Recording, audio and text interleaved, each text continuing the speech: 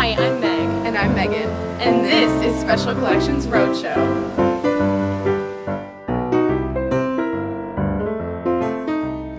Where we'll be pulling artifacts from the archives And sharing their stories with you.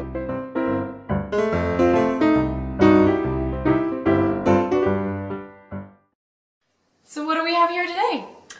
So we have a few more of Louis Tway's possessions here with us today. We have an ink bottle that he would have carried with him in his pack during the war, and also his diary. The diary is pretty interesting too because it's very small, very compact, and would have been easy for him to carry. It's made out of leather, so it's held up fairly well over the years. Yeah, I can tell. What would he have been writing about? So Louis Tway's diary is not very descriptive. He doesn't really go into much detail about anything. Even when he's describing being in battle, he says, "Went into battle today and was drove back by the Rebs, who had 4 lines of battle to our 1.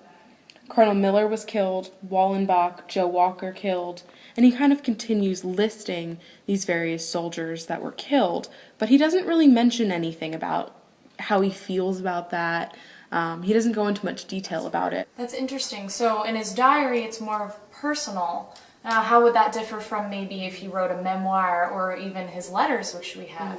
His letters are a lot more descriptive. He tends to be a little bit more in that Victorian tradition of being a little bit more descriptive, a little bit more attached to his, to what he's writing, to his subjects and things like that. So one of the things that's interesting in particular is the way he writes a letter to his sister shortly after he's been wounded in comparison to the way he writes about being wounded in his diary. His letter to his sister, when he describes being wounded, he says, "Well, I am all right, excepting the Rebs gave me their compliments in the shape of a bullet through my thigh." So why did he have an ink bottle?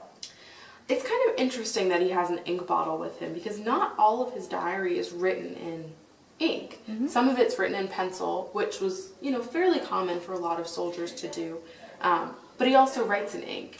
The letters that he writes to his sister, or the letter that we have that he's written to his sister, is in ink. But the diary is kind of a mixture of ink and of pencil.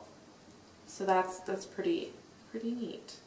You can see some of the ink at the end, on the end pages where he signs his name a number of times, whereas the pencil is a little bit more common throughout most of the diary. Yes. So how much do you think this whole collection is worth?